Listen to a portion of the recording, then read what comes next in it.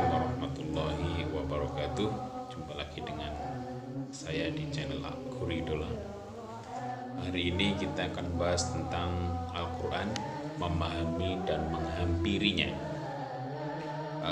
Kita mulai dari pesona kemujizatan Al-Quran. Yang pertama adalah pesona akurasi pernyataan Al-Quran tentang masa lalu dan masa yang akan datang, bahwa apa-apa yang dinyatakan oleh Al-Quran tersebut akan terbukti kebenaran, walau pembuktian itu jauh waktunya dari saat pernyataan itu muncul. Banyak sekali kejadian-kejadian yang ada di dalam Al-Quran, dan waktu itu manusia masih belum bisa memahaminya.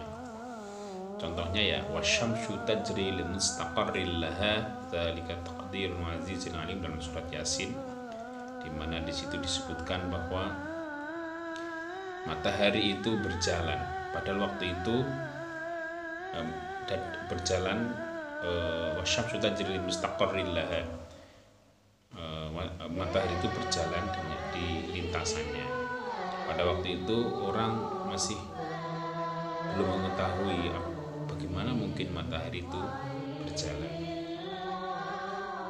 apalagi setelah ditemukannya dunia itu bulat, sehingga matahari itu kemudian diam, yang bergerak justru bumi. Tetapi kemudian Al-Quran tetap mengatakan wasyamsu tajri. Akhirnya ditemukan bahwa di atas galaksi, tidak di atas matahari itu masih ada yang disebut dengan galaksi. Jadi matahari itu berputar mengitari galaksi. Nah, ini bukti bahwa Al-Quran itu memang benar secara ilmiah, meskipun pada waktu itu belum dipahami oleh orang, oleh manusia atau oleh umat manusia. Itu yang pertama. Yang kedua adalah pesona Al-Quran, akurasi Al-Quran tentang makna fenomena alam. Kemudian yang ketiga, pesona akurasi makna Al-Quran dalam bidang ilmu, khususnya ilmu. Jadi semua yang muncul yang di dalam Al-Quran itu, misalnya Iroma dzatil imad, ini belum ditemukan waktu itu di mana negeri Roma. Baru-baru ini ditemukan bahwa negeri Roma itu adalah di laut, ya, sudah direndam oleh laut, dan itu adalah terdapat dzatil imad, negeri Roma yang di dalamnya atau memiliki banyak tiang. Di situ di dasar laut itu ditemukan ada tiang-tiang. Contoh dari kemujizatan Al-Quran.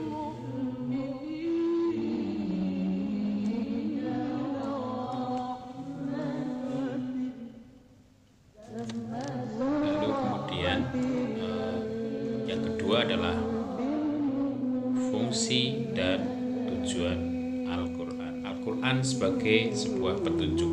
Jadi disebutkan di dalam Al-Quran hudal linnas, dalam surat yang pertama, Alif Lam Mim, dzalikal kitabul la raiba fihi hudal lil muttaqin alladzina yu'minuna ila akhirih.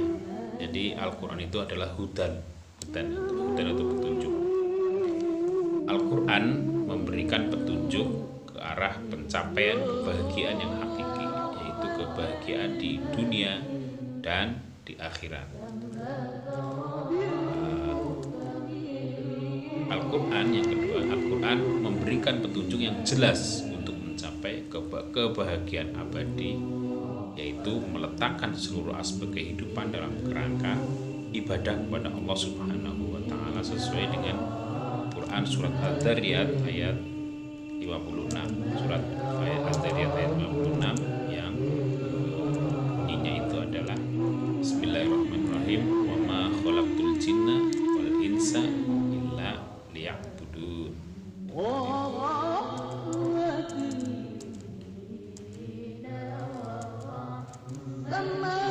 Kemudian yang berikutnya adalah Al-Quran sebagai sumber pokok ajaran Islam. Al-Quran adalah asal dari mana ajaran Islam itu dijabarkan dan dikembangkan. Ajaran Islam yang disebut Al-Quran hanya pokok-pokoknya saja, seperti yang disebut dalam Al-Quran surat 16 ayat 89 yang berbunyi wa anzalna 'alaikal kitaba tibyanan likulli syai' wa hudan wa rahmatan wa busyra lil muslimin. Kemudian pada surat 4 ayat 4 ayat 5 ayat 105 Bismillahirrahmanirrahim. Inna anzalna ilaikal kitaba bil haqqi litahkuma bainan nasi bima araqallahu ilaika. Ini menunjukkan bahwa memang Al-Quran itu adalah sesuai dengan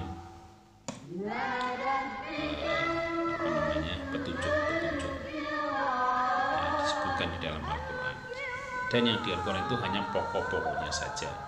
Untuk perinciannya dari semua Al-Quran itu akan sesuai dengan apa yang disampaikan oleh Al-Quran di dalam surat 16 ayat 44. Wa anzalna ilaika dzikra litubayyina linnasi ma nazzala ilaihim la'allakum tatafakkarun.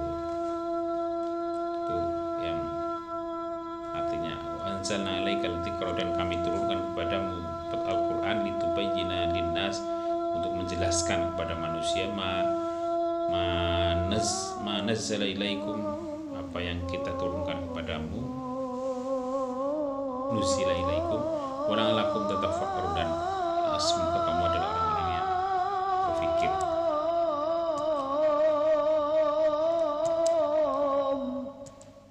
Kemudian Al-Quran itu bersifat mutlak dan setiap orang beriman mesti tunduk kepadanya tanpa tawar-menawar, seperti surat yang 33 ayat 36 Bismillahirrahmanirrahim. Wa ma kana lil mu'minin wa la mu'minatin idza qadallahu wa rasuluhu amron ayyakuna lahumul khiyaratu min amrihim wa may ya'sillaha wa rasulahu faqad dhalla dhalalan mubin. Kemudian di dalam Quran surat 5 juga disebutkan ayat 47, wa man lam yahkum bima anzalallahu fa ulaika humul fasiqun, yang artinya barang siapa yang mengambil sumber hukum dari selain Al-Quran, selain bima anzalallah, apa yang diturunkan pada Allah, ayat-ayat yang diturunkan pada manusia dari Allah, fa ulaika humul fasiqun, maka itulah orang-orang yang fasik. Kemudian di dalam Al-Quran terdapat pokok-pokok agama, norma-norma, hukum-hukum, dan pokok-pokok segala sesuatu yang dapat membawa manusia kepada kebahagiaan di dunia dan di akhirat. Kemudian Al-Quran sebagai peringatan dan penyejuk manusia adalah yang merupakan terbuat atau diturunkan dalam bahasa Arab. Manusia itu ada yang berarti insan. Apa artinya insan? Insan itu diambil sekali lagi dari kata nisya atau nun sin ya, yang berarti lupa, suka lupa. Karena suka lupa, maka Al-Quran turun sebagai pengingat, sebagai zikr, sesuatu yang perlu diingatkan, sesuatu untuk mengingatkan, perlu diingatkan. Karena tanpa adanya peringatan, manusia cenderung terlena, lalai, jahil, dolim, dan lain-lain. Apa sih di dalam Al-Quran itu? Ada kandungan-kandungan dalam Al-Quran. Yang pertama adalah berisi tentang akidah. Akidah itu pokok atau pondasi dalam beragama atau berhidup ini, akidah. Akidah itu adalah masdar dari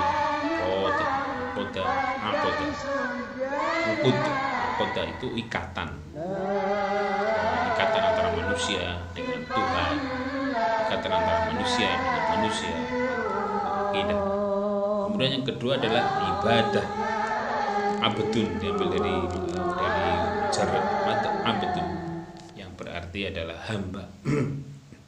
Jadi manusia itu bagaimana selalu untuk bisa menjadi seorang hamba, bukan bos atau bukan tidak boleh manusia itu mengaku menjadi Tuhan, apalagi menjadi orang yang disembah. Itu karena maka di dalam Al-Quran juga disebutkan wa ma khalaqtul jinna wal insa illa liya'budun, hanya untuk beribadah. Dan inilah inti dari ajaran Islam adalah merasa lemah. Makanya kita diperintahkan untuk berdoa itu dalam rangka supaya merasa bahwa kita ini adalah lemah dan kita adalah seorang hamba. Kemudian yang ketiga adalah muamalah. Muamalah itu adalah hubungan manusia dengan manusia dalam hubungan ekonomi, hubungan bertawajuh, kemudian bermuamalah,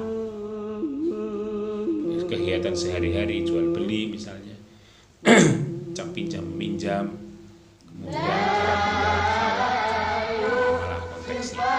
Dan di Al-Quran itu ada disebutkan bahwa ketika inna ma tu'istu li tamima makarimal akhlaq, Rasulullah bahwa Rasulullah diutus hanya untuk menyempurnakan akhlak yang sudah ada pada ajaran-ajaran Nabi sebelumnya. Jadi di Quran itu juga banyak sekali disampaikan atau diajarkan tentang akhlak manusia, baik akhlak karimah maupun akhlak mazmumah, itu disampaikan di dalam diceritakan.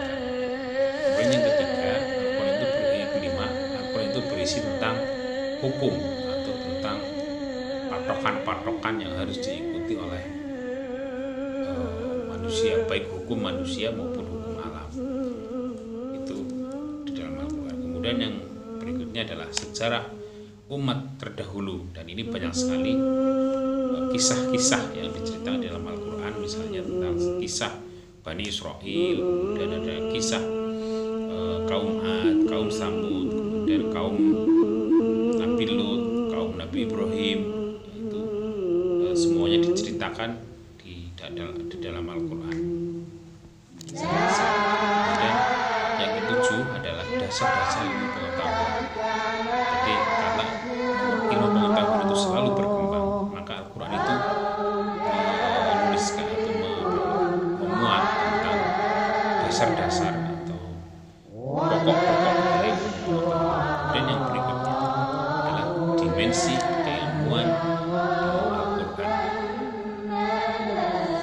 Di dalam Al-Quran terdapat ratusan ayat yang mengungkapkan fenomena alam.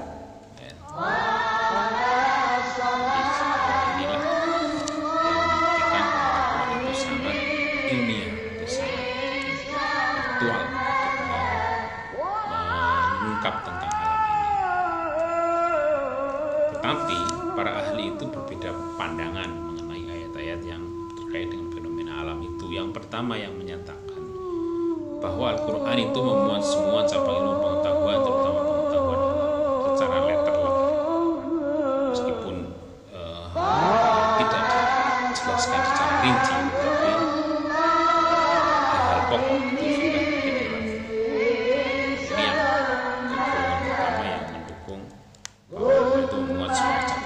Kemudian yang kedua adalah golongan yang menyatakan bahwa Al-Quran itu semata-mata kitab petunjuk, di dalamnya tidak tersisa ruang untuk ilmu pengetahuan. Jadi hanya untuk kitab sebagai pedoman hidup, kemudian pedoman beribadah, tidak ada pengetahuan sama sekali. Golongan yang kedua, jadi meskipun ayat-ayatnya berupa ayat-ayat tentang kauniyah, alam, tapi itu sebetulnya adalah petunjuk untuk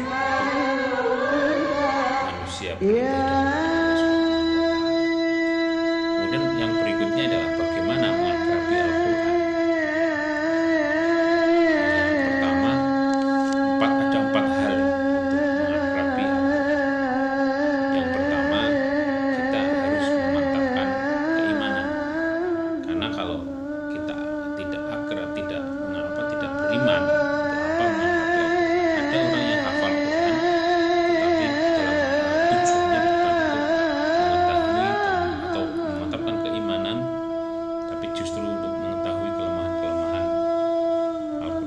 meskipun sampai akhir hafalannya itu tidak ditemukan kelemahan-kelemahan sempurna dalam hal bahasanya. Kemudian yang kedua, mempelajari Al-Quran, ya, ketika mengamalkan Al-Quran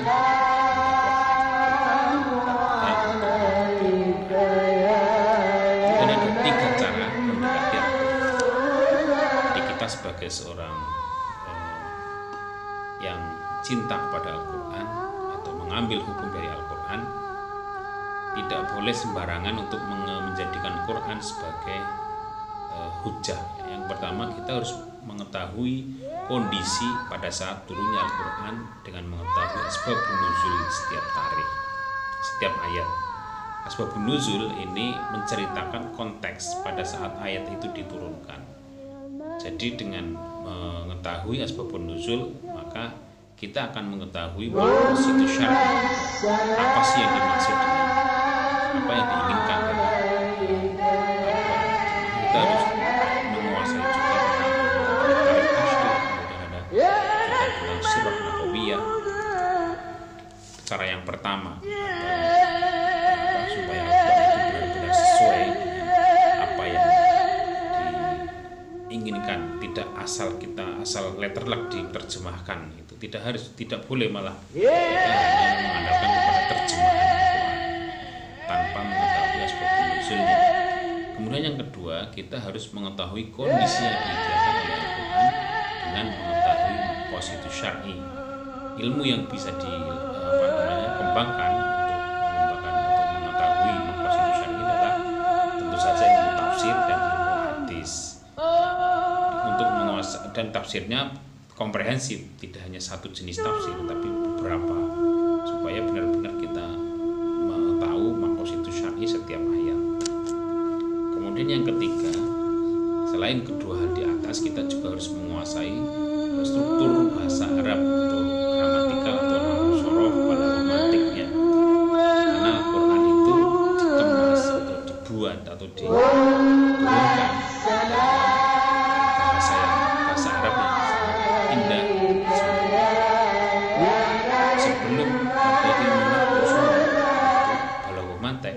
Al-Quran sudah menunjukkan dirinya betapa tinggi nilai sastra di dalam bahasa Arab ini. Pada saat itu bahasa orang Arab itu adalah golongan atau bangsa yang sangat menghargai tentang sastra, dan ahli-ahli sastra Arab pada waktu itu tidak meragukan atau justru sangat takjub mengakui bahwa bahasa Al-Quran itu adalah sastranya, nilainya sangat tinggi. Nilai sastranya sangat tinggi.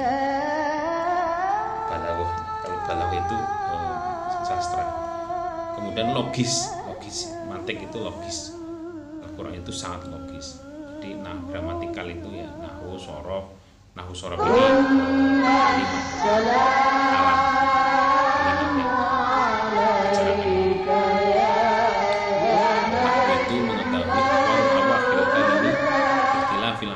Dakhilat yang ada. Jadi itu mengetahui akhir perubahan setiap kata atau kata dari setiap kalimat di dalam Al-Quran. Kemudian shorof itu adalah perubahan dari tubuh kalimat itu sendiri. Misalnya ada mu'tal, ada shohi, ada mahmus dan lain-lain. Apa itu mu'tal? Mu'tal itu ya huruf-huruf yang di dalamnya terdapat alif atau ya, kalimat-kalimat, kata-kata yang di dalamnya terdapat alif dan ya. Mahmus, kalimat-kalimat yang terdapat alif. Shohi itu kalimat yang sempurna, tidak ada kata, mahmus. Mungkin demikian tampilkan yang dapat kami sampaikan cara memahami dan mengakrabi Al-Quran dalam kesempatan ini. Terima kasih atas perhatiannya. Maaf atas segala kekurangan dan kesalahan yang mungkin kami lakukan tanpa sengaja. Wallahul muwaffiq ila aqwamit thoriq. Wassalamualaikum warahmatullahi wabarakatuh.